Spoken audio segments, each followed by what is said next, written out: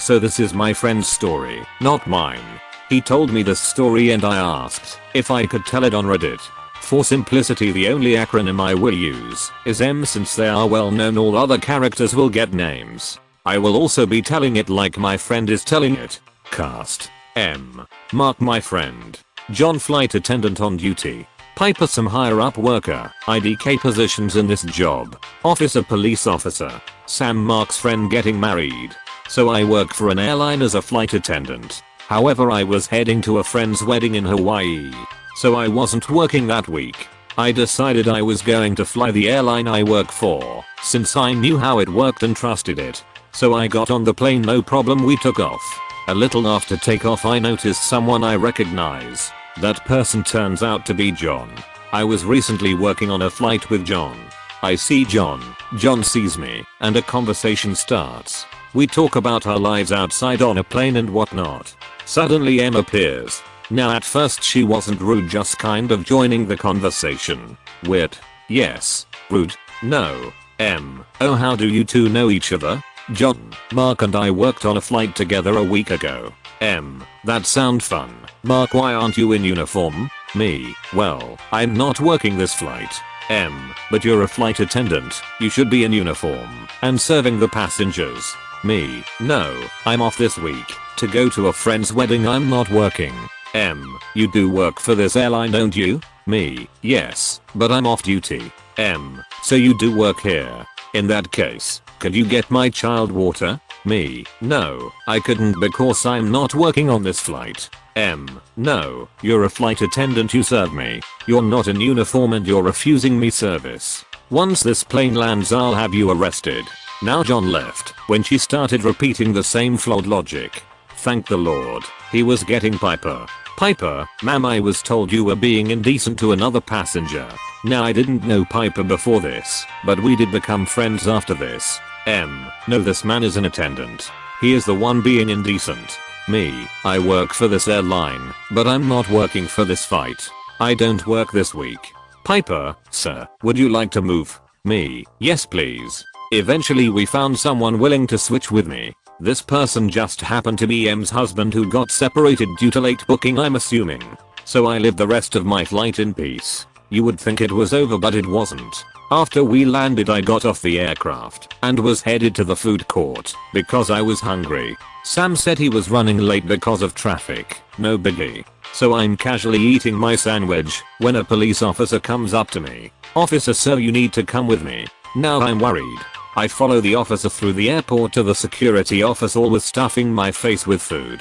When I enter the office I see M with her hubby and child nowhere to be seen. Officer, we have been informed that you have traveled overseas with no passport or visa of any sort. Me. Wait, but I didn't travel overseas. My flight was from JFK to DKI. I never left the country. M. See, officer, he admitted it. He flew from America to Hawaii with no passport. Arrest him.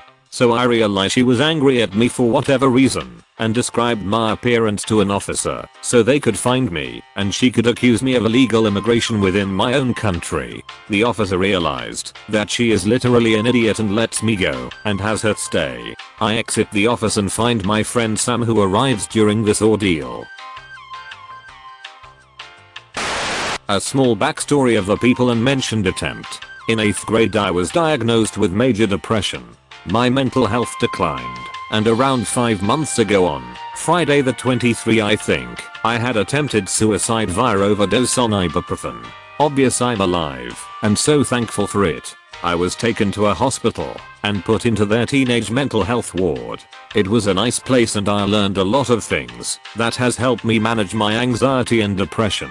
I'm doing better, so do not worry about that as you read this. Suicide is a very triggering subject for me and can quickly bring me to tears if I'm not prepared for. I knew Ek before the incident. We met in the mental health ward. She had mental health issues. I later found out she faked the symptoms to get out of school and work. She's a piece of shit. Now to the main story. The title references to point. A few days ago I returned my Oculus Rift as it had broke, but I got the whole valve back, so I got a nice tech haul from Best Buy. The only thing that matters to my story is the Skull Candy Hesh 3 Bluetooth headphones I got. I've had them for a few days and love them. It's a great way to calm myself down with music or to just relax. Yesterday I decided to go down to the park with my dog, a Belgian Malinois. After half an hour of walking around I took a seat in the grass, my dog laying his head on my lap as I played on my phone while listening to music. I sat there for around 15 minutes before I see a lady staring me down. She then walks over to me, her daughter following in suit. This is Em and Ek. My dog immediately doesn't like them and growls. Should have been a sign for me. I told him to calm down as I took off my headphones and put them around my neck. Em and Ek get a few feet from me when I finally say it was her. Me, hey, can you back up? My dog is a bit scared by you. I don't want him to FL. Ek, hey, op, don't worry, dogs love me. How have you been? Me, sighing since I didn't want to talk with people. Okay. Do you mind leaving me alone? I just want to listen to music and sit with my dog. Ek, yeah, sure. Can I ask what headphones you have? Me, hesh. Threes, pretty good and worth the price if you have the cash. Ek, mind if I try them? Me, I listen to some pretty odd music. You can just go try some at a tech shop or something. Ek, oh, please, I go to speak, but Em cuts me off. Just let her use them. She isn't gonna break them. I shake my head and wave them off. My dog knows when I'm getting anxious and leans into my chest. Em reaches for my headphones which are still on my neck, causing my dog to snip at her. She backs up and acts astonished. I pet my dog and he goes back to leaning on me. Point me. I'm so sorry. That's why I said to stay back. Em, your dog just tried to bite me. Don't make me call the cops on it. Me, that was your fault. Can you just leave me alone? Ek, just let me try it for fuck's sake. No wonder no one visited you in the hospital. At this point, my eyes widen and I go pale. I go to open my mouth, but can't speak a word. The mention of my stay makes me shut down, since only one person came in to see me once. Em, oh, you're one of those kids. Then she can just have them.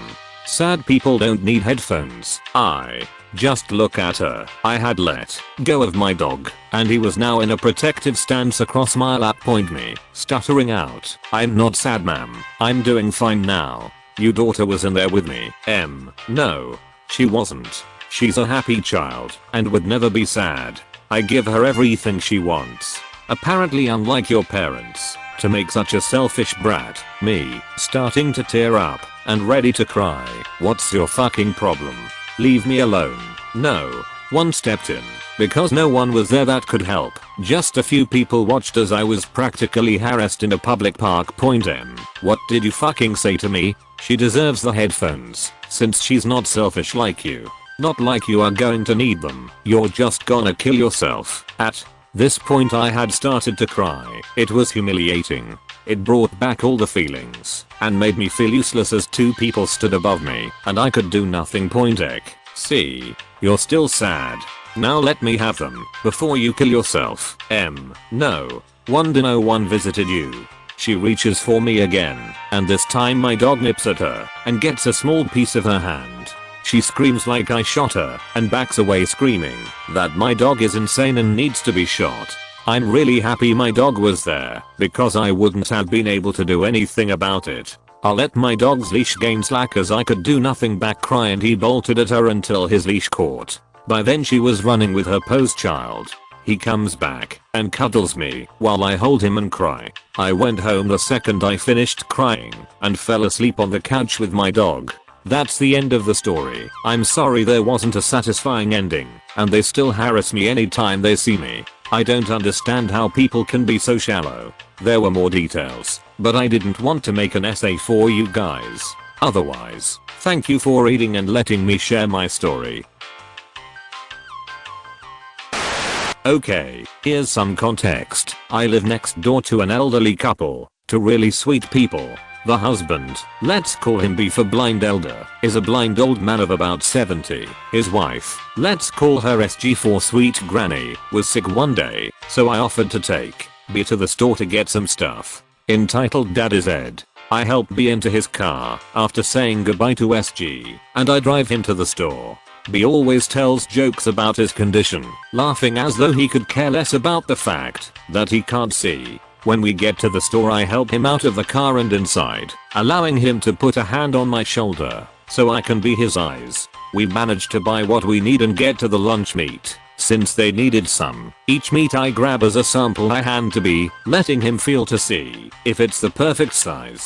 While he's feeling the salami, I heard someone clear his throat in a rude way. I turn around and find myself face to face with Ed. Ed is an average looking middle-aged man with barely any hair on his head. His kids are two twin boys who are around age 7.